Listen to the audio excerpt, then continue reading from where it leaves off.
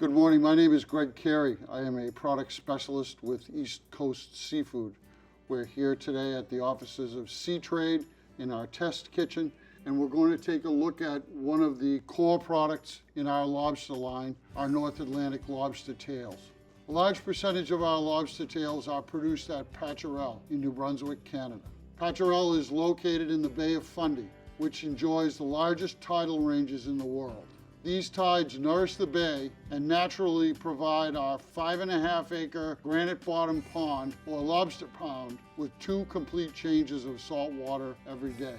We also process tails in one of our USA facilities, Maine Fair Trade, located in Prospect Harbor, Maine. Fishing communities in New England and Canada have been responsibly harvesting lobsters from these pristine waters for generations. Our lobsters are wild caught in traps along the North Atlantic seaboard by hundreds of hardworking independent fishermen. These fishermen know that what they pull out of the water is special, and thanks to our quality production, the world gets to enjoy them as well.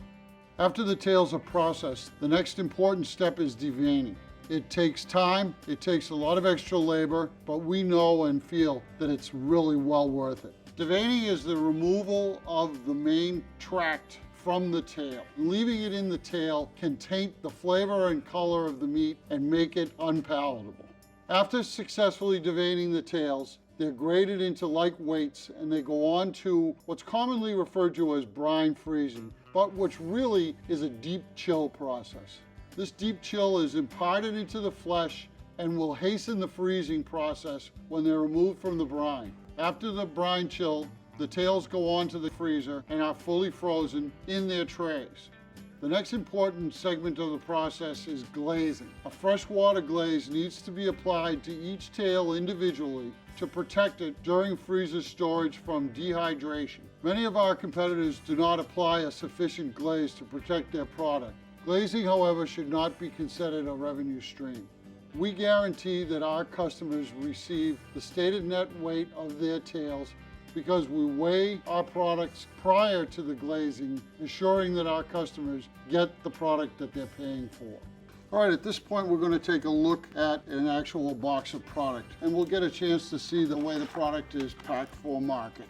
There's an inner protective bag to keep the moisture away, and as you can see, the product is really well protected. This special packaging minimizes damages, protects these fragile and brittle exterior pieces, and helps us to deliver exactly the way it came off the lobster.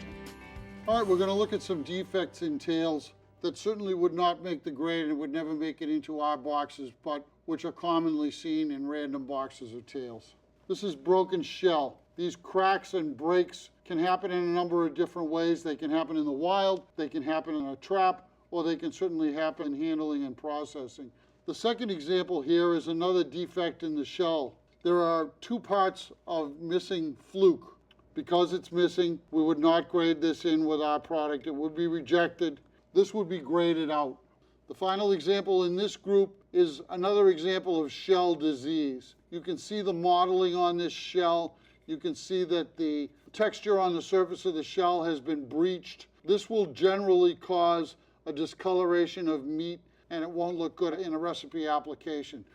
This is a workmanship defect.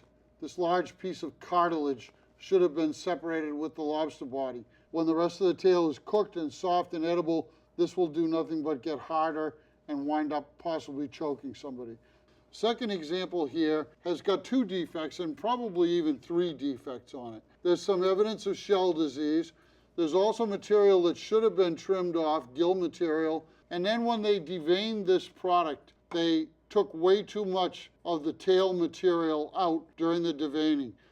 The final tail in this group is simply an example of a tail that was never deveined. Once the tail has been frozen like this, the only way that we can get this vein out of this lobster tail is to split it completely down the middle. And I'm going to do that and we'll take a look at the vein.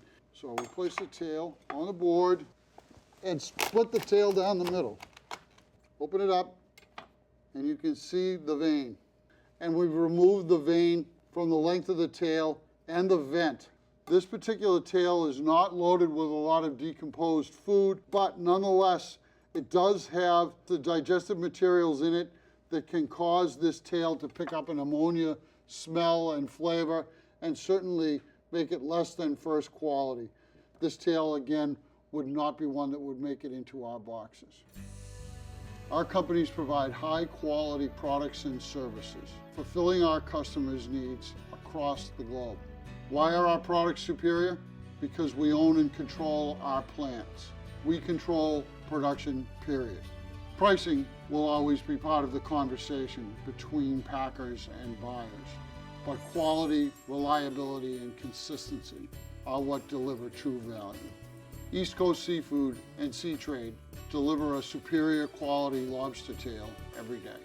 Season after season, box after box, quality that you can count on. Know your source.